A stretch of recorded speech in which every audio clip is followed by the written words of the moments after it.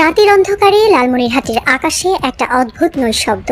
দূরে কোথাও কুকুরের ডাক, আর মাঝে মধ্যে হাওয়ার শনশন শব্দ ছাড়া সবকিছু যেন থমকে আছে। কিন্তু এই নিস্তব্ধতার মাঝেই গড়ে উঠছে এক নতুন ইতিহাস। লালমনিরহাট এয়ারবেজ, এশিয়ার দ্বিতীয় বৃহত্তম বিমান ঘাঁটি, যা শুধু একটি সামরিক ঘাঁটি নয়, বাংলাদেশের কৌশলগত স্বপ্নের প্রতীক। এই ঘাঁটির রানওয়ে শুধু কনক্রিটের পথ নয়, এটি দক্ষিণ এশিয়ার ভূ রাজনীতির ছক বদলে দেওয়ার এক নীরব প্রতিশ্রুতি। আর এই প্রতিশ্রুতির ছায়ায় কাঁপছে ভারতের শিলিগুড়ি করিডোর, যাকে সবাই চিনে চিকেন নেক নামে। শিলিগুড়ি করিডোর ভারতের সেই 22 কিলোমিটার প্রশস্ত ভূখণ্ড, যেটি দেশটির মূল ভূখণ্ডের সঙ্গে 7টি উত্তর পূর্ব রাজ্যকে যুক্ত রেখেছে। এই সংকীর্ণ পথ ভারতের জন্য শির দাঁড়ার মতো। একটিমাত্র আঘাত, একটিমাত্র কৌশলগত ভুল, আর ভারতের উত্তর পূর্বাঞ্চল বিচ্ছিন্ন হয়ে পড়বে। আর ঠিক এই দুর্বলতার উপর নজর রেখে বাংলাদেশ গড়ে তুলছে লালমনিরহাট বিমান ঘাঁটি। এটি শুধু একটি রানওয়ে নয়, এটি একটি সম্পূর্ণ সামরিক complex. Radar command, UAV operation centre, fighter squadron hanger, সামরিক প্রশিক্ষণ ইউনিট, সবকিছু একত্রিত। এমনকি এই ঘাঁটির পাশেই তৈরি হচ্ছে বাংলাদেশের বৃহত্তম অ্যারোস্পেস বিশ্ববিদ্যালয়, যেখান থেকে জন্ম নেবে দেশের নিজস্ব প্রতিরক্ষা বিজ্ঞানী, প্রযুক্তিবিদ, ড্রোন অপারেটর ও কৌশল বিশ্লেষক। এই ঘাঁটি হবে বাংলাদেশের সামরিক মস্তিষ্ক, আর এর অবস্থান ঠিক ভারতের গলার কাছে।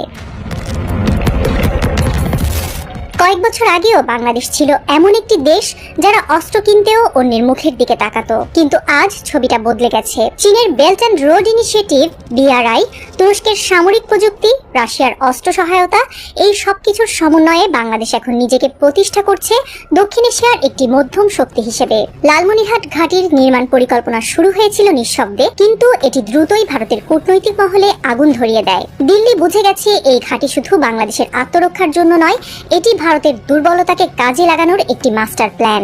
এখানে বসবে আধুনিক fire control radar, beyond visual range DVR, air to air missile, UAV combat fleet, multi role fighter jet, এমনকি এয়ারবর্ন আর্লি ওয়ার্নিং সিস্টেম। এই ঘাঁটি যুদ্ধ শুরু হলে শিলিগুড়ি করিডোরকে মৃত্যু ঘণ্টায় পরিণত করতে পারে।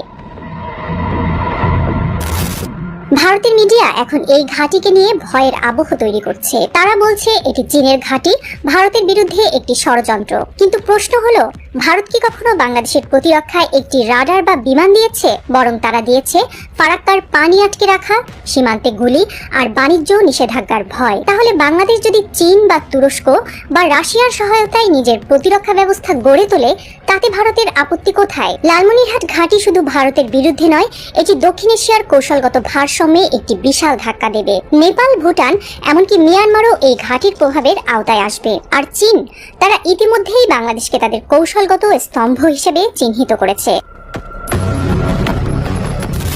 এই ঘাঁটির নির্মাণে আন্তর্জাতিক শক্তির আগ্রহ কম নয়। তুরস্ক KAN যুদ্ধ বিমান রপ্তানির জন্য আলোচনা শুরু করেছে। সৌদি আরব $1 বিলিয়ন বিনিয়োগে আগ্রহী। রাশিয়া Su-35 ফ্ল্যাঙ্কার রপ্তানির সম্ভাবনা নিয়ে কথা বলছে। এই দেশগুলোর কেউই ভারতের পক্ষে নয়। তারা জানে বাংলাদেশ এখন শুধু অস্ত্র ক্রেতা নয়, এটি এখন নির্মাতা, পরিকল্পনাকারী আর সাহসী নেতৃত্বের প্রতীক।